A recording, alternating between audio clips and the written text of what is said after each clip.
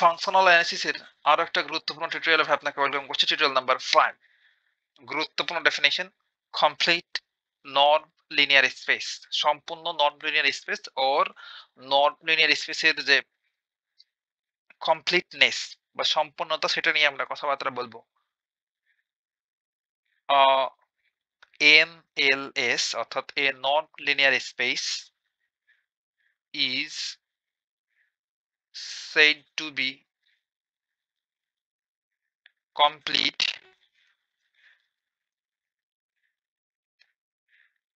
NLS বা সম্পূর্ণ নন linear space বলা হবে if every Cauchy সিকোয়েন্স কি ভাই? NLS এর জন্য আমরা ইতিমধ্যে দেখেছি Cauchy সিকোয়েন্স ইনইট, এটার মধ্যে সমস্ত Cauchy sequence is convergent, converge করবে বা অভিসারী হবে।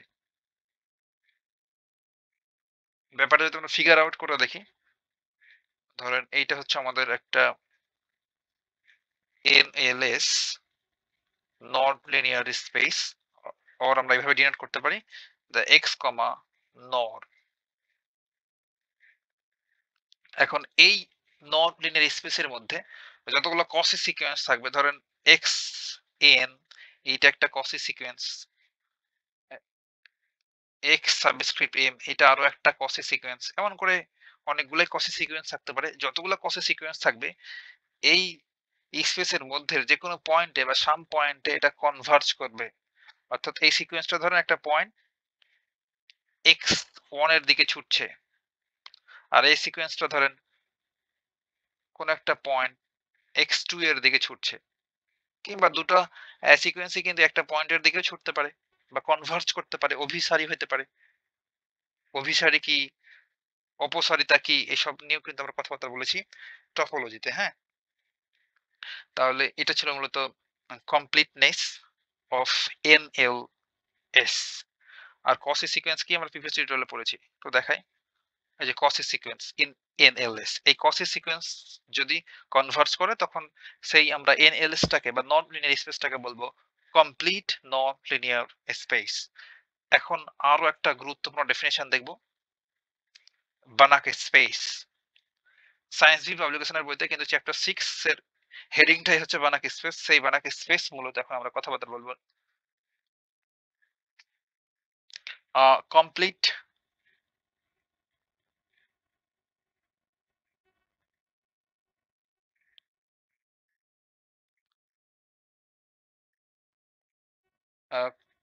complete non-linear space normed space is called Banach space.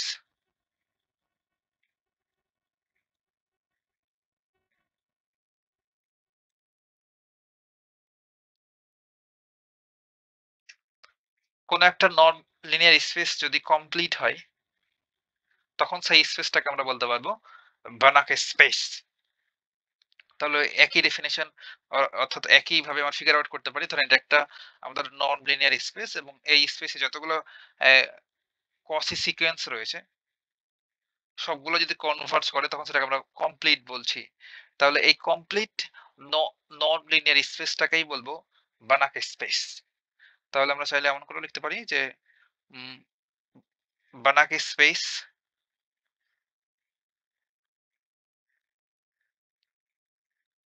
Equals to হলো নন লিনিয়ার স্পেস প্লাস কমপ্লিট হতে হবে।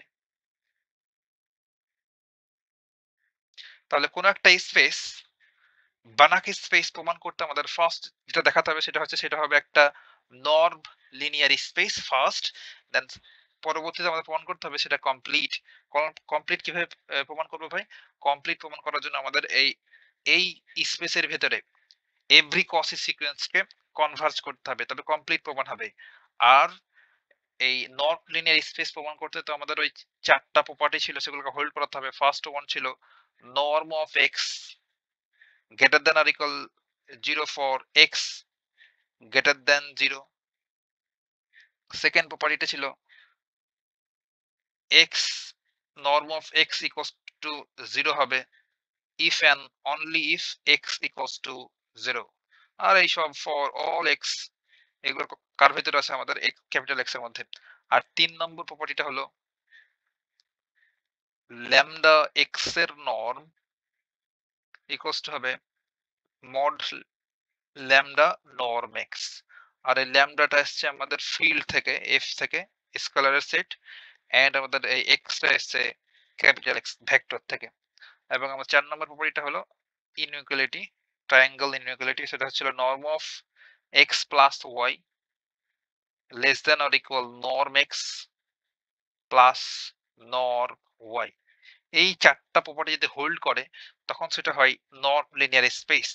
সাথে যদি আমরা এই নন লিনিয়ার স্পেসের ভিতরে এভরি কসি সিকোয়েন্স যদি কনভার্জ করাতে পারি বা কনভার্স দেখাতে পারি, কনভার্জেন্ট বা অভিসারিতা, তখন আমরা সেই স্পেসটাকে বলবো বানাক স্পেস।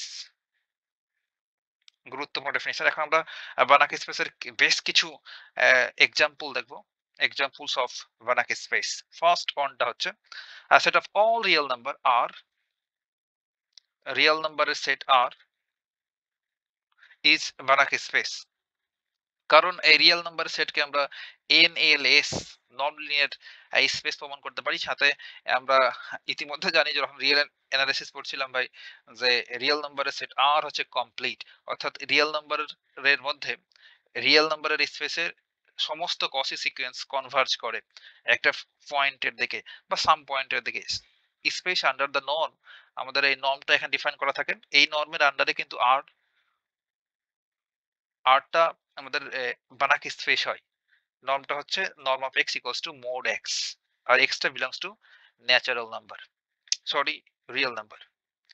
2 নম্বর এক্সাম্পলটা হচ্ছে set of complex number. Complex number সেটকে আমরা এইভাবে প্রকাশ করি, ইজ এ বানাক স্পেস, এটা বানাক স্পেস হয় under the norm of z equals to mod z, আর z টা অবশ্যই একটা কমপ্লেক্স নাম্বার। এটা গুরুত্বপূর্ণ, এটা কিন্তু আমাদের প্রবলেমই আছে, আমরা এটা কিন্তু সলভ করব। এটা হচ্ছে Rn, r raised to the power n, এটাকে আমরা বলি ইউক্লিডিয়ান স্পেসও বলা হয়ে থাকে।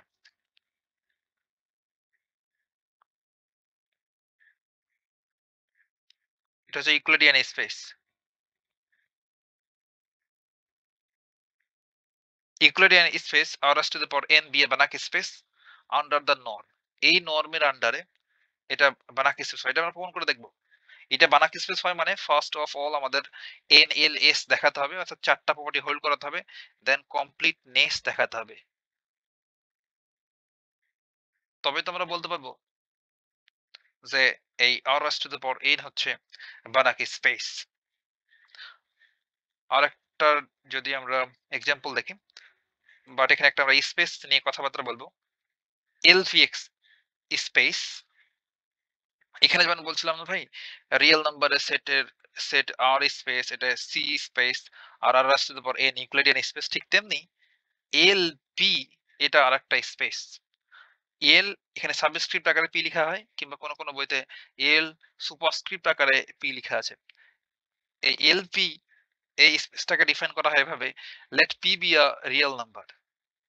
পি একটা রিয়েল নাম্বার বা প্যারামিটার বলতে পারেন, সাচ দ্যাট এই পিটা 1 থেকে শুরু হয় এবং ইনফিনিটির আগেই শেষ হয়ে যায়। তাহলে কি বলতে পারো ভাই, এই পিটা ফাইনাইট না? ইনফিনিটি হলে ফাইনাইট হতো না বা সসীম হতো না, অসীম হতো। বাট যেহেতু ইনফিনিটির আগেই শেষ হয়ে যাচ্ছে তাহলে এটা finite.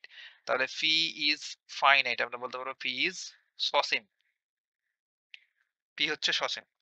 And l p denotes the space of all sequence of scalars। Scalars এর সিকোয়েন্স এগুলো definitely vector, x1 x2 x এমন করে চললো, and such that LP কে আমরা এমন করে ডিফাইন করতে পারবো equals to n equals to 1 থেকে ইনফিনিটি পর্যন্ত চলবে। কোন কোন বইতে এখানে n এর পরিবর্তে i লেখা থাকতে পারে ইনফিনিটি, আর এখানে n এর পরিবর্তে q লেখা থাকতে পারে কোন বইতে, but x subscript n modulus rise to the power p, আর এখানে p অবশ্যই লেস দেন ইনফিনিটি হবে, তবে এটাকে আমরা বলবো এলপি স্পেস। এখন এই এলপি স্পেসটা কিন্তু একটা আমাদের বানাক স্পেস হয়, তো এটা কোন নর্মের আন্ডারে সেটা যদি একটু লিখে দিই, দেন আমরা ফার্স্ট এই এলপিটাকে একটা স্পেস ডিফাইন করলাম যে এইভাবে একটা স্পেস হবে। দেন এলপি এই স্পেসটা ইজ আ বানাক স্পেস। আর বানাক স্পেস হলে আমরা জানি যে সেটাকে নন নর্ম লিনিয়ার স্পেস হতে হবে, দেন কমপ্লিট হতে হবে। তবেই তো একসাথে বলতে পারবো সেটা বানাক স্পেস। তাহলে আমাদের আমাদের এই এলপিটা বানাক স্পেস হয়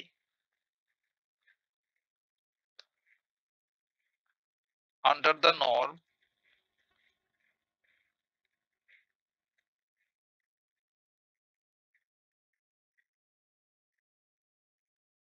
নর্ম এক্সপি বা পি নর্ম বলে এটাকে, equals to n equals to 1 to infinity। এটাও কিন্তু আমাদের গুরুত্বপূর্ণ প্রবলেম, আমরা সলভ করব। x subscript n raise to the power p whole power 1 upon p। আর আমরা বলে দিতে পারি চাইলে l সাবস্ক্রিপ্ট p হচ্ছে সেট অফ সিকোয়েন্স, অনুক্রমের সেট। তাহলে চাইলে এখানে আমরা xn ও লিখতে পারি, ভেতরে সবগুলাই কিন্তু আমাদের সিকোয়েন্স সিকোয়েন্স। বুঝতেই পারলাম? এটাও কিন্তু আমাদের একটা গুরুত্বপূর্ণ প্রবলেম ভাই, এটা আমরা সলভ করব। তাহলে আমাদের এলপি এই স্পেসটা ফার্স্ট আমরা ডিফাইন করলাম, দেন আমরা দেখালাম সরি যে এলপি স্পেসটা এই নরমের আন্ডারে বানাক স্পেস হবে।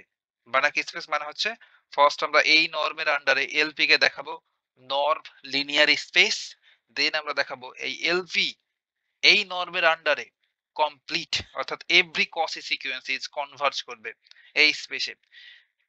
তবেই তো আমরা বলতে পারবো LP is a Banach space. এতটুকু কথা নেক্সট